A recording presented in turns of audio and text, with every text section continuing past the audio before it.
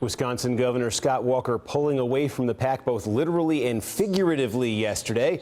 Walker jumping onto a Harley Davidson to travel with Senator Joni Ernst to her first ever roast and ride political fundraising event. Walker was the only presidential candidate out of 7 to attend who actually joined Ernst on that bike trek over. Walker, wearing T-shirt and jeans, spoke to the Iowa crowd about Joni Ernst. I got to tell you, I love a senator who knows how to castrate a pig, ride a hog, and cut the pork from Washington, D.C. Now, wouldn't it be nice to give her an ally in the White House to help get the job done? As the New York Times notes, Walker enjoys a decisive lead in Iowa, at least early on, thanks to an unflashy style that seems to resonate with Iowans' Midwestern sensibilities, and to an unusual appeal across a wide ideological swath of Republicans. In the latest Des Moines Register poll of the state, Walker's favorability rating is 66%. That's ahead of all the other Republicans.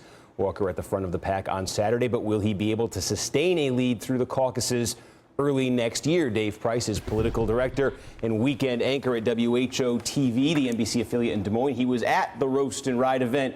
He joins us now. Dave, thanks for taking a few minutes. So we've seen the early polling in Iowa, and Scott Walker's polled slightly ahead of the rest of the field. I think the most recent one had him at 17, the next one at 10. Would you consider him the front runner in Iowa right now?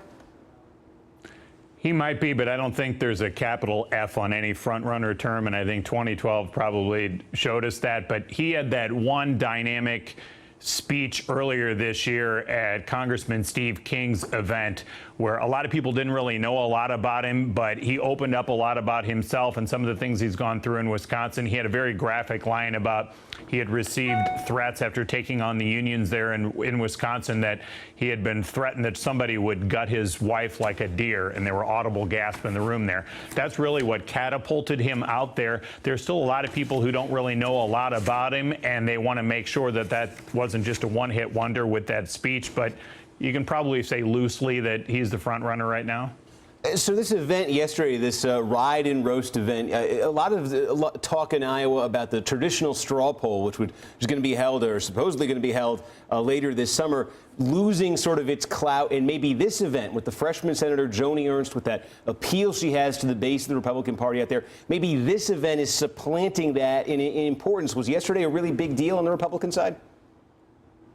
I think it probably is. Now, if you talk to the Republican Party, they're not ready to give up on the straw poll. But the first major hit was when Jeb Bush said he would not go. Now we know Marco Rubio's not going. Mike Huckabee's not going.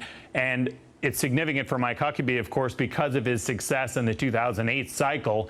He surprised a lot of people in the 2007 straw poll in Ames, where he just about caught Mitt Romney, despite Romney spending so much money at the time. So it was a big blow, and Huckabee said no, and now everybody's just waiting and waiting and waiting. Will any of these big names take part? So now you're really down to Scott Walker in a lot of ways. So if he decides not to do this, and he was non-committal again yesterday about this, if he doesn't decide to do this, people are left wondering what's left of this straw poll. So events like Joni Ernst's Roast and Ride, a far different setting, and people can insert all of their hog puns and all of that. But you brought in different people to the mix there, as some of the observers had noted yesterday. Some of these motorcycle enthusiasts aren't necessarily the ones who show up at a pizza ranch, for example. So you had perhaps a new audience there, and you have 7 candidates, or 6 official, and with Walker, 1 almost declared. You had those 7 people before 1,500 Iowans, and there wasn't a straw poll vote. So you could just get there, give your speech, and get that one-on-one time with people. And these are the types of events now that get magnified if this straw poll is going to go away, or at least be greatly diminished in the future. I'm trying to remember the last presidential candidate I saw riding a motorcycle. The name I'm falling back on here is Maury the Grizz Taylor. That's a trivia question if anybody remembers that guy. So wheel magnate from 1996. From Iowa. Let me there you go. Let me bring the panel in on this, though. One of the subjects that came up, Casey Hunt from NBC was out there. She interviewed Scott Walker. One of the subjects that came up was Hillary Clinton the other day. Went after Scott Walker by name, went after a number of other Republican candidates by name on this issue of voting rights, saying they've passed these restrictions in their state, hitting them on that. So Casey Hunt asked Scott Walker out there in Iowa yesterday to respond to Hillary Clinton. Let me play what Scott Walker said. Hillary Clinton came out in support of universal registration for voting. Would you support having everyone be automatically registered to vote at age 18? Well, I think that should be said at the state level. I think those are decisions. For example, in our state, we have a photo ID requirement. We would make it easy to vote and hard to cheat. And I think that's a good example of where her statements of late show that she's firmly out of touch with, I think, where Main Street America is.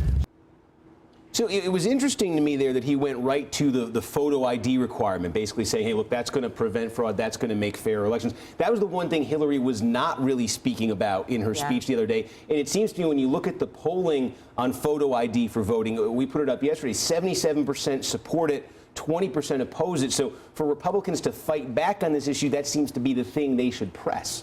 Yeah, I mean, and there are majorities, even among African Americans, who are supportive of voter ID. So I understand why Hillary Clinton would want to do this, because she is going to have to work on the base in a way that Barack Obama, well, particularly with African Americans, she's going to want to try and energize that base and keep that up. But I'm still not sure that this is necessarily going to be a winning issue in terms of in terms of the broader electorate. It works obviously within the Democratic Party, but I'm not quite sure it's going to work with it. Yeah, I mean, Bill, what's in terms of like play this out? If it's Hillary Clinton versus Scott Walker, if it's Hillary Clinton versus any of these Republicans she called out, if she's talking about these issues against them and she's hitting them on saying, I want mandatory early voting, or I want automatic early voting, these popular things that she's coming out in favor of, and they come back with, well, all I'm saying is you should have an ID if you want to vote. Does that successfully deflect the issue from their point, or is there? They played voting issues hard in 2012, the Republicans, and it completely backfired. It agitated and angered the African American community. Their turnout went up. All those attempts of voter suppression went the other way. There's an RNC autopsy that happened afterwards that basically said, get over this issue. Let's get in the game on early voting and stop trying to suppress. All these candidates are not listening. They need to add to their Republican base. And the problem with the Iowa caucus, as Dave Price talked about in his Political Magazine piece earlier this week, Iowa is losing relevance in part because it's been hijacked by the far right. This is a purple state. This is a state that went for Obama twice.